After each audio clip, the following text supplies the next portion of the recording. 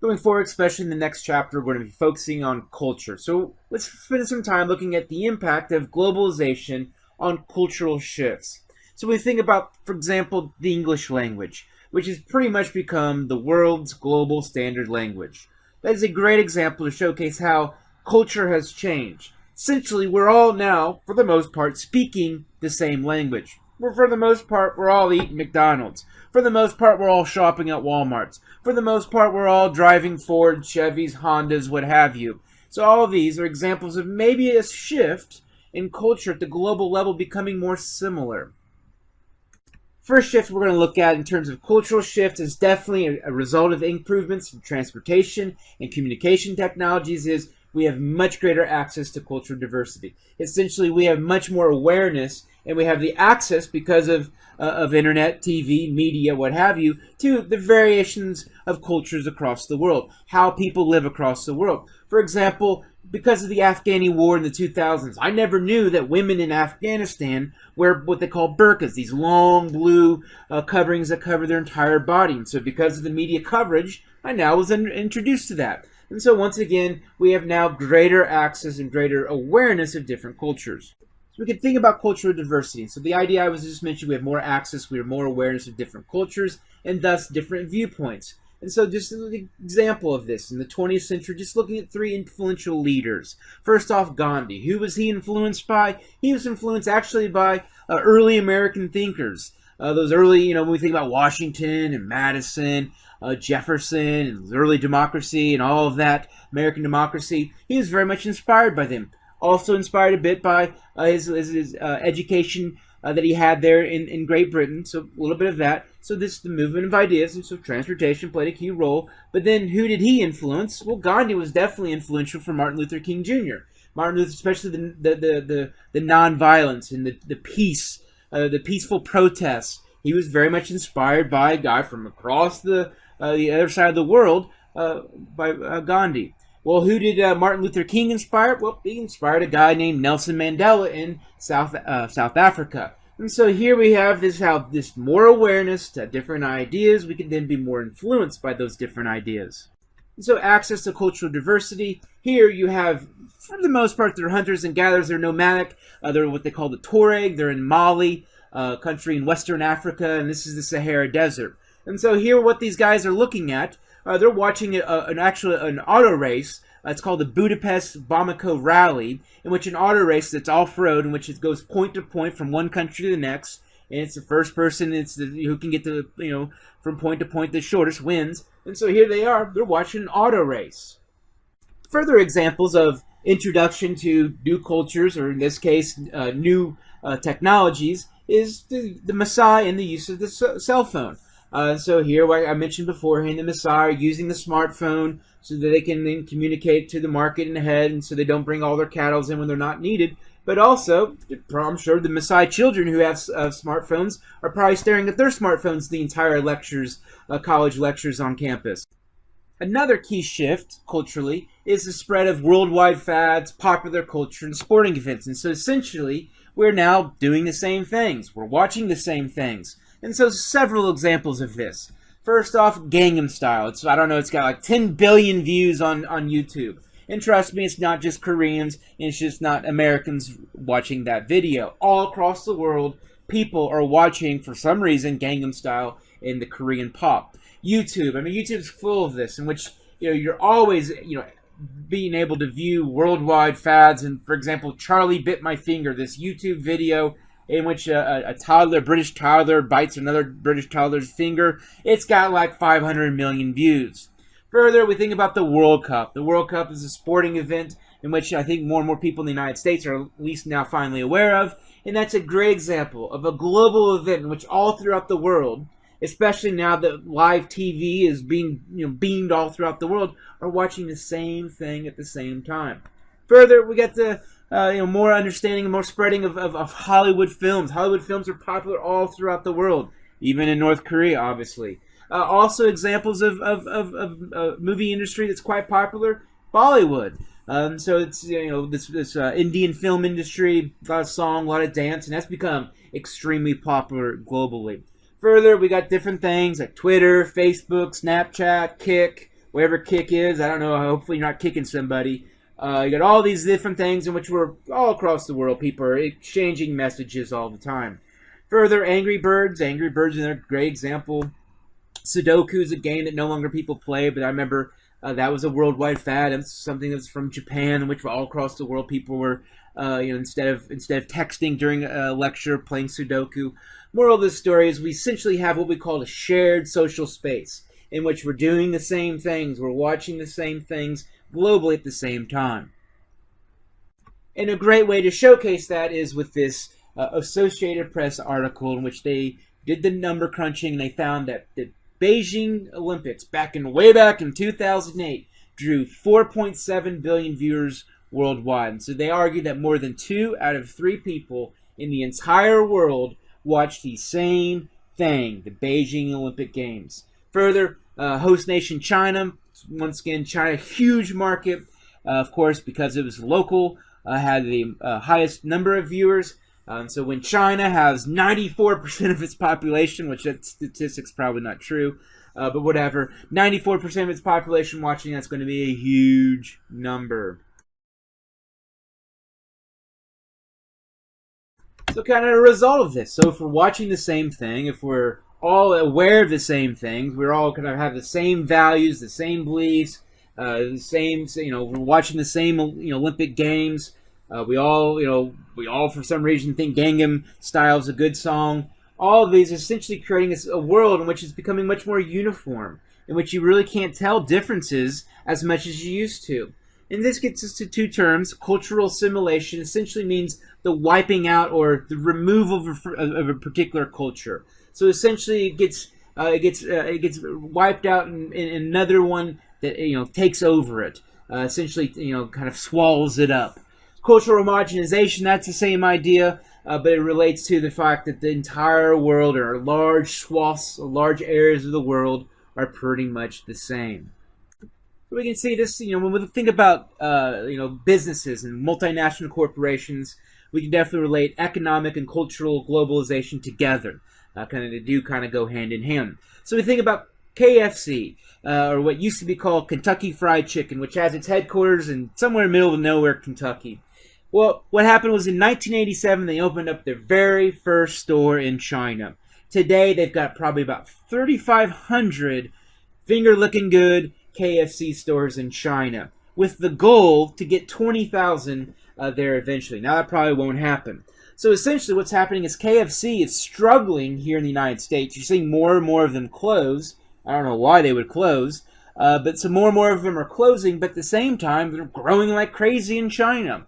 So it's a great example of how something has essentially gone, something from middle of nowhere Kentucky, very much America, is now all throughout China. You can go, whether or not you're in the west, the north, the south, the coast of China, you can find a KFC.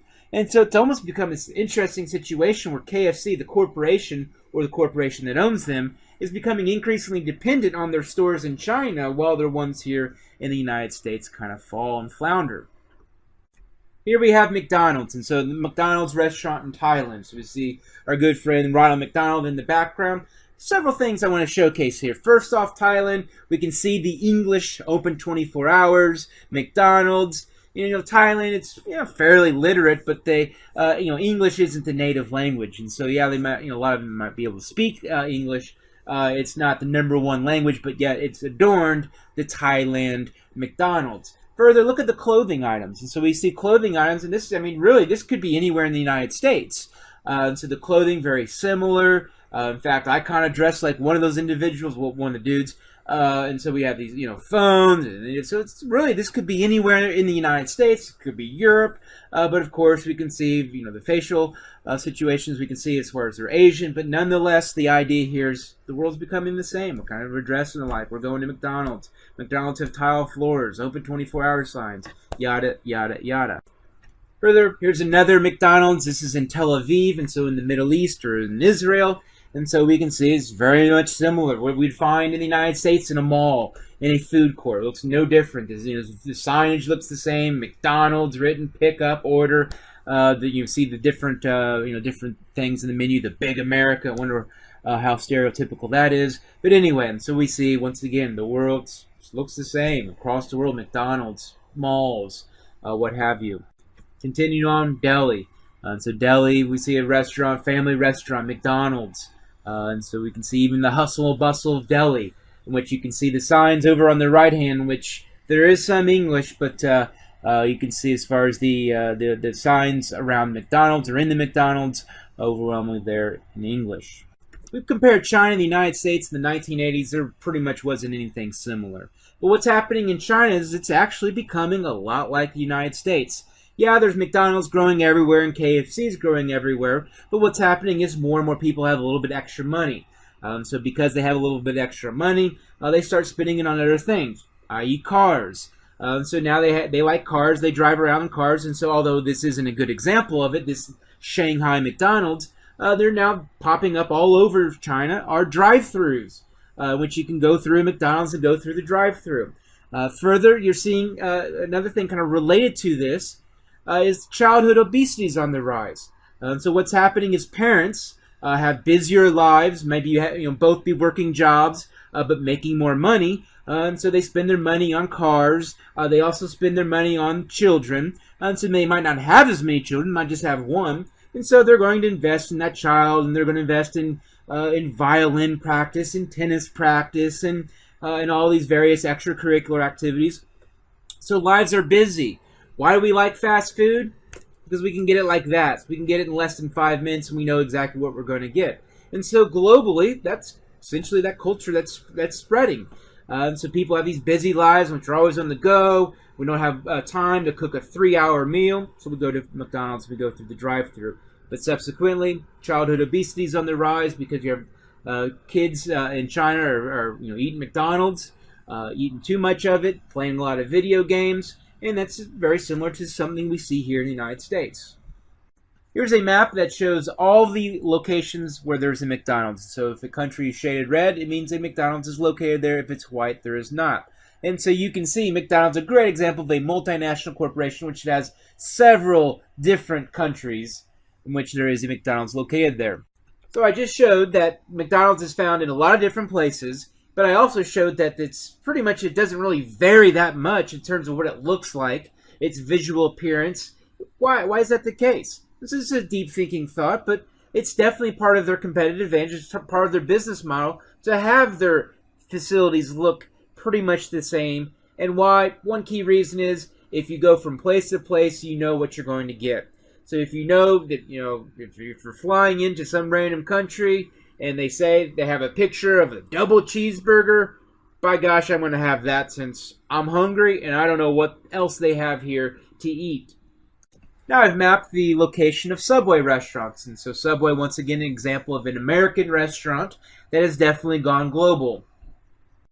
Finally, here's a map that shows Walmart and all of its global locations in which it has its store. So in the sum of this, I ask the question, does globalization equal Americanization? And that's going to be one of the options for the discussion forum found later in the chapter.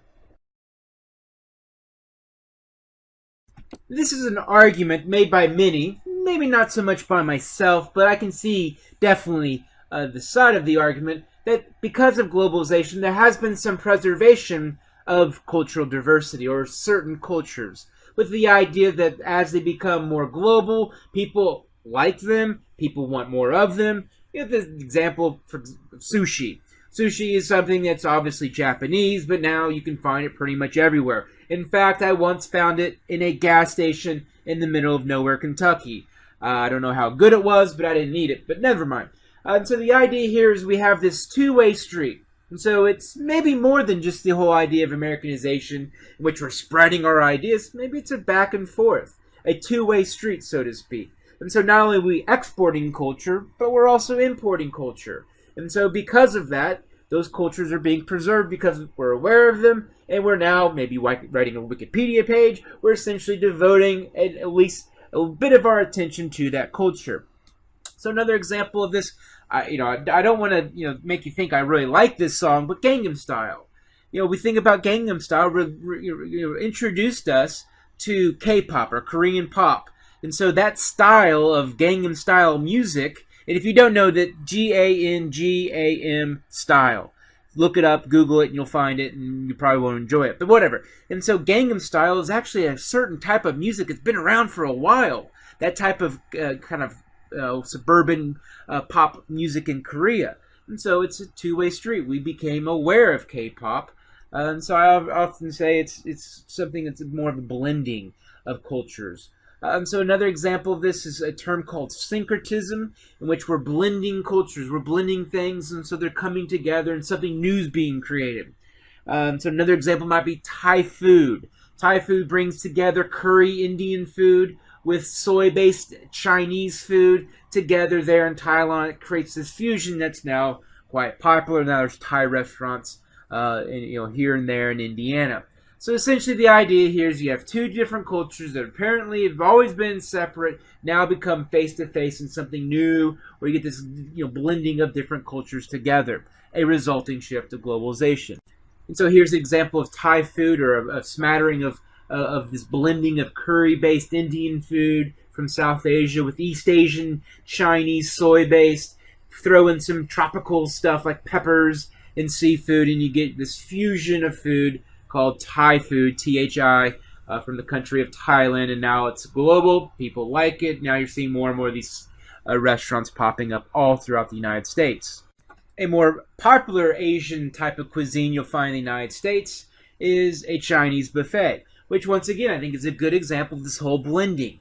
And so Chinese buffets, you can find them all throughout the United States. You can find them out in pretty much every rural town has a Chinese buffet. And I guarantee you this spread isn't so much what you'd find in China. And so a lot of it's been Americanized, in which they fry a lot of stuff. Essentially, this is a whole lot of brown. And if you go to China, if you go to Asia, you see a lot more greens, a lot more color in your food, maybe like the Thai example in the previous slide. But this, once again, shows a blending. And so here we have Chinese food blended with middle of nowhere America, where we like to deep fry everything and add a lot of salt. So now, building with this whole blending idea, something you're seeing more of, and as a result of globalization, is this increasing usage of this term glocalization, but it also, I would say, increasing levels of cultural and economic globalization, which they use the idea, think globally, act locally. What that means is, okay, if you're going to expand your business, if you're going to expand your corporation, if McDonald's or Walmart's going to expand globally, they have that strategy. But to be successful, you're going to have to, at the local level, cater to their needs, cater to what they want. Because not everywhere do we want the same thing, although we're getting there. We still have local characteristics, local things we like. And so this is a term that brings together globalization, localization, and thus called glocalization. Now I want to talk about McDonald's being an example of a glocalized corporation, which have their strategy of globalizing, going bigger, but then localizing by adapting their products to the local market. So McDonald's here, they originally had Ronald McDonald in their stores, but in Japan, painting your face white is a cultural kind of a signification of death. It's kind of a cultural symbol of death, and so obviously that ain't good. Further, they've adapted locally. Here you're going to find shrimp nuggets. You'll find an ebisu burger, which is kind of a fish and shrimp burger, kind of combines them. You also find mashed potatoes, green tea ice cream, cabbage, different sauces. And so they've adapted, we can say McDonald's has adapted locally. Further, if you go to India, you'll find more vegetarian, more lamb, more chicken. You won't find beef. Why? Because Hindus, they don't eat beef. So you can see how McDonald's, of course, is going to adapt their product to their local market. Other examples in Israel, the Tel Aviv McDonald's, you can get a kosher Big Mac without the cheese there in Israel. So once again, an example of a globalized corporation. Now we return to the Thailand McDonald's here, where I showed this earlier to be an example of cultural homogenization or assimilation, which we're all wearing the same thing, all doing the same thing, all staring at our phones, what have you. But you can see how here Ronald McDonald, unlike Japan, is present, but you notice how he's actually in a more of a Buddhist pose here with his hands in kind of the prayer.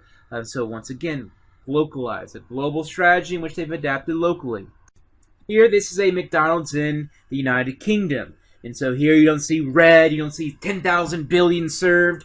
you see it's very much it's trying to adapt to the local building codes and local architecture, so it doesn't stand out as much. Because in the UK, there's a little thing about a little bit of animosity, still a little competition between the British and the Americans, but still McDonald's, they love their McDonald's, but it's not as in your face. This is McDonald's with our red logo, and we're gonna shove it down your throat. If you ask anybody, why do you go to Walmart? I guarantee you one of the top 3 reasons is because it's cheaper. With maybe another reason because you can get a gallon jar of pickles, you can get dishwasher detergent, you get your prescription filled, maybe get a plant or two. Well, we can get diversity, but we also go there because it's cheap. Well, why is it? Why does Walmart have this low-cost advantage? Now I'm going to explain how Walmart is a good example of a glocalized company, in which they've definitely expanded globally, in which they're found in 27 different countries with about 11,000 stores. So here we have a small company back in the 1950s and 60s in Bentonville, Arkansas, in which it's today the world's largest retailer, the world's largest company, and the largest private sector employer in the United States, and it's the same thing in Mexico and Canada. So essentially we've got a major corporation. How have they been so successful? Definitely what I've mentioned beforehand, that low-cost advantage they've had with their suppliers. But they've also expanded globally, and they've been quite successful globally. So some of the things in which they've adapted, for example, when they've gone to China, which they have a ton of stores. First off, they started selling different products. For example, in China, they like chicken feet. They like chicken anything. They like chicken feet, though. So you'd find in the store, you'd find frozen chicken feet, just there in the frozen food section. Further, they're definitely more seafood, definitely more fish-based in China. So you'd find actually, in ice, a bunch of rows of fish heads. You'd also find huge tanks of live fish that you would essentially just kind of have, like here we might have like a lobster or a few lobsters in a tank. Here you can actually go ahead and scoop out your fish, then go ahead and put it in a bag, slice it, dice it, do whatever you want to, and take it home. So you can see how they've adapted, because the gallon jar of pickles isn't going to work everywhere in the world. But Walmart, they've actually had a few countries, one particular, in which they've had some failed attempts at glocalizing, and they've no longer been no longer there. And one of them, Germany. So Germany, what they did was they tried at first. They were struggling. They said, well, these Germans aren't taking to our Walmarts. Some of them are finding like a Walmart greeter, which every Walmart here in the United States has that greeter in the front. They found him to be quite pretentious. Like, why does this person care about me? Germans are just different. And so what they ended up doing is they ended up just getting rid of the Walmart greeter in Germany, trying to adapt to the local Germans. But interestingly, kind of similarly, Germans are kind of the online dating, Tinder and all of that stuff. I don't know. Germans are a little bit apprehensive about. And so they actually more of like face-to-face conversation and such. And so what they did was at Walmart on Friday nights, they would set out chairs, 2 chairs, and then maybe a small little table, and essentially have singles night. So they'd have free stuff and try to get people. And so you could see how that singles night probably wouldn't work in the United States. In fact, I wouldn't find anyone that I would want to pick up at a Walmart. But anyway, so you can see how they've tried to adapt to local condition, but now Walmarts are no longer in Germany. And even Walmart's glocalized locally here in Indiana. So here are all the various places in which you can find a Walmart store. And in particular, Walmart branded stores. Also on this list is examples of how Walmart's glocalized. We also can find the neighborhood market. So Walmart has adapted locally, especially in inner city areas, poor areas in which they have what we call food deserts, in which you don't find a lot of grocery stores. And so what they've done is they've opened up more neighborhood, smaller scale stores that have just kind of the basics, just the stuff that you need, not the gallon jar of pickles.